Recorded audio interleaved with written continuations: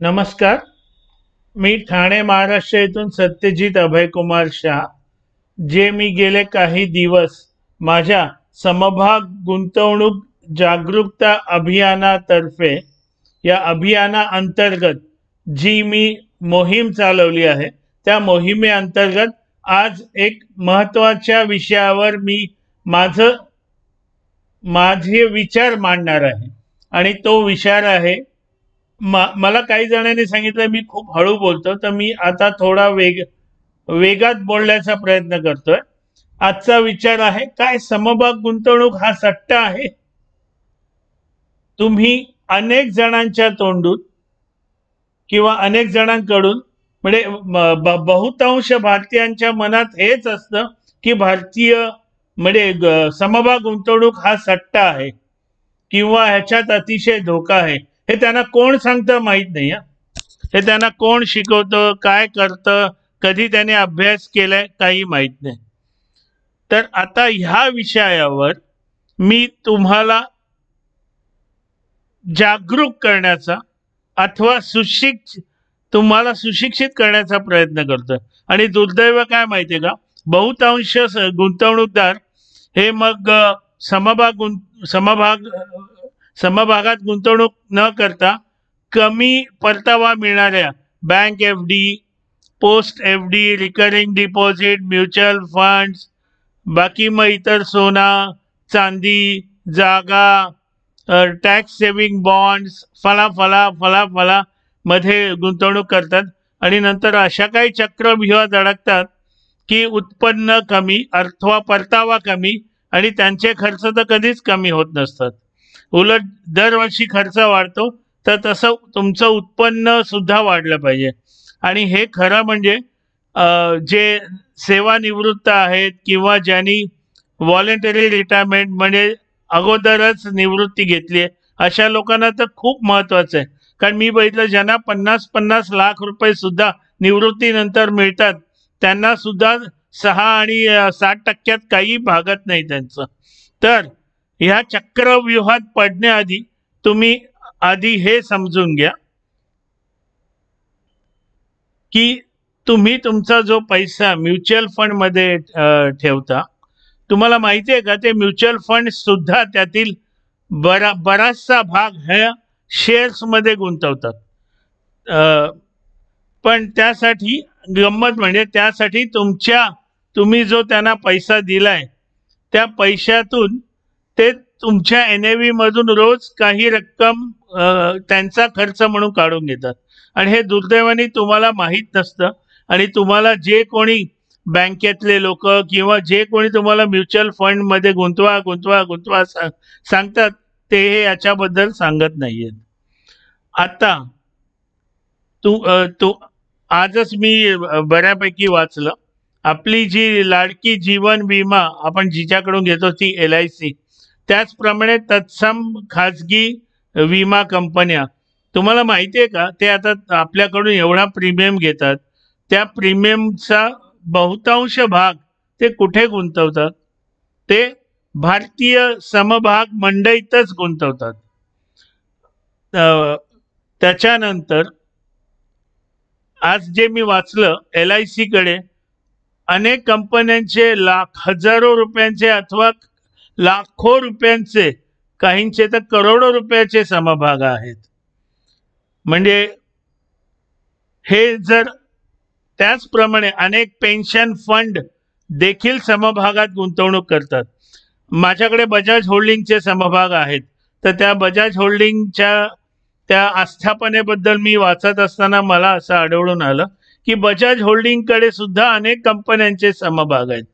मध्ये त्यांनी नेस्लेचे घेतले, ते मी वाचलं. असे नेस्ले नाही, असे अनेक कंपन्यांचे त्यांच्याकडे समभाग आहेत. त्याच्यानंतर FIIs म्हणजे परकीय गुंतवणूकदार किंवा FII म्हणजे फॉरेन इन्स्टिट्यूशनल इन्व्हेस्टर्स किंवा DII म्हणजे मगाशी सांगितल्याप्रमाणे डोमेस्टिक इन्स्टिट्यूशनल इन्व्हेस्टर, ज्याच्यात म्युच्युअल फंड सुद्धा येतात. हे सुद्धा तुम्हाला माहिती आहे का, हे भारतीय समभागात गुंतवणूक करतात.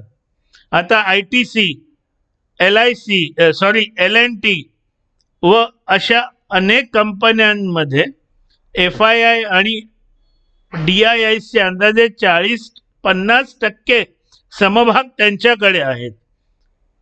त्याच्यानंतर तुम्हाला HNI हा शब्द माहिती आहे का?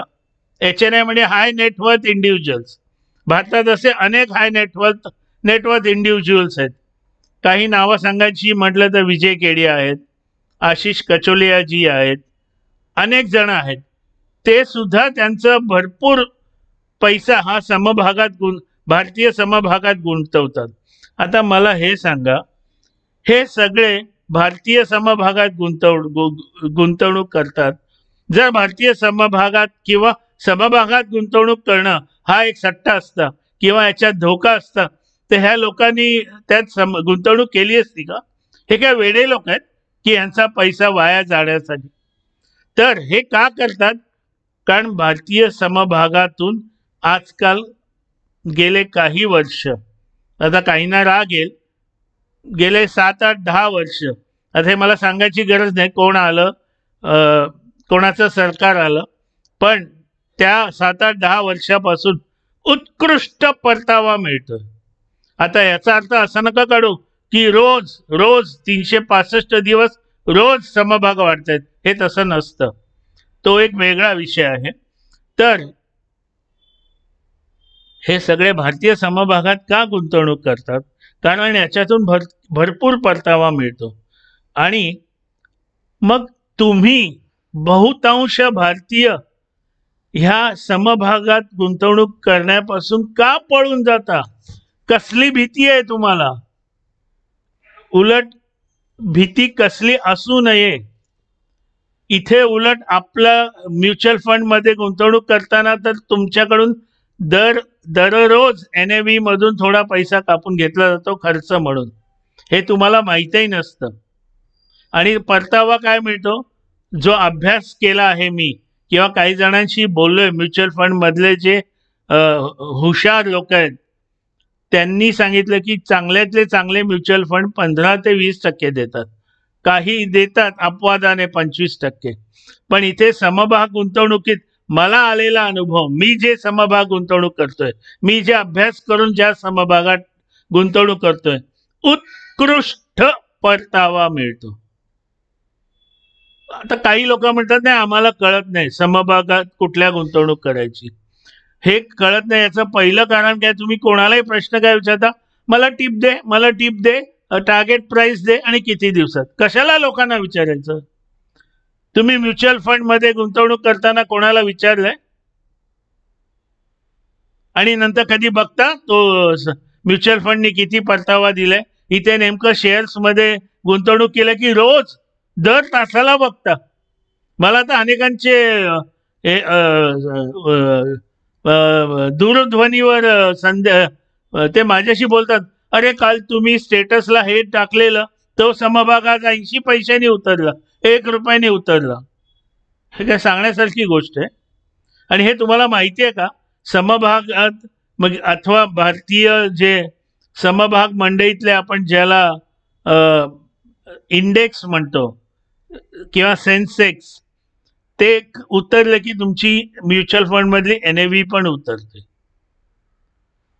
काही तुम्हाला म्हणजे मी याद्वारे माझा जे काय आता जे करतोय व्हिडिओ काढून किंवा माझी समभाग म्हणजे भारतीय समभाग गुंतवणूक जागरूकता अभियानात मी भारतीय गुंतवणूकदारांना एक चांगला गुंतवणूकदार बनवण्याचा प्रयत्न करतोय. माझा काटेकोरपणे प्रयत्न असतो की मला गुंतवणुकीवर माझ्या जास्तीत जास्त परतावा मिळाला पाहिजे. याचा अर्थ हायेस्ट रिटर्न ऑन इन्व्हेस्टमेंट मिळाला पाहिजे. मी तर मूर्ख नाहीयेच आहे की मी सट्टा वगैरे असलं असेल तर मी गुंतवणूक करणार नाही, कारण माझा सगळा घामाचा पैसा आहे. आणि मी लक्षात घ्या, मी ट्रेडिंग करत नाही. डे ट्रेडिंग, BTST, त्याच्यानंतर ऑप्शन, फ्युचर्स, फला डेरिव्हेटिव्स, मी असलं काही करायला जात नाही. म्हणजे तुम्ही दारू पिणार आणि लिव्हर खराब झाला म्हणून ओरडणार. गुटखा खाल्ला आणि कर्करोग झाला म्हणून ओरडणार, सिगरेट पिणार आणि कर्करोग होणार. त्याच्यापेक्षा मी ते तसलं करायलाच जात नाही. मी लॉंग टर्म म्हणजेच दीर्घकालीन गुंतवणूक आणि फंडामेंटली स्ट्रॉंग समभागात फक्त गुंतवणूक करतो आणि अतिशय चांगला परतावा मिळतो. आणि काही समभाग, काही आस्थापना त्यांच्या समभागांवर चांगला डिव्हिडंड सुद्धा देतात. म्हणजे हा फार मोठा फायदा आहे. तेव्हा मित्रांनो, कुठल्याही भूलथापांना बळी पडू नका. तुमचं ज्ञान वाढवायचा प्रयत्न करा. सज्ञान व्हा. अज्ञानात सुख असतं हेच कोण बोललंय मला माहित नाही. हे असल्या अज्ञानात अतिशय दुःख असतं. त्याच्यापेक्षा सज्ञानी बना आणि योग्य ठिकाणी तुम्हाला सगळं माहिती आहे कोण किती देतं परतावा. योग्य ठिकाणी गुंतवणूक करा आणि तुमचं म्हातारपण, तुमचं निवृत्तीनंतरचं आयुष्य, तुमच्या मुलांचं शिक्षण, मुलींचं शिक्षण, त्यांचं लग्न, तुमचं स्वतःचं घर, ही सगळी स्वप्न पहा. धन्यवाद. काही अडचण असेल माझ्या डिस्क्रिप्शनमध्ये लिहिलेले आहेत माझे संपर्क क्रमांक. संपर्क करू शकता संध्याकाळी 7:30 नंतर. ईमेल ID पण लिहिलेला आहे. आणि कृपया लोकांना हे माझे व्हिडिओज लाईक करा, शेअर करा, फॉरवर्ड करा, व्हिडिओवर कॉमेंट करा आणि माझे व्हिडिओ सबस्क्राईब, माझ्या यूट्यूब वाहिनीला सबस्क्राईब करा. त्याचप्रमाणे तिथे जे बेल आयकॉन असतं त्याला क्लिक करा. धन्यवाद. माझ्या या चळवळीला साथ द्या. मी एकटा नाही ही चळवळ पुढे नेऊ शकत. धन्यवाद.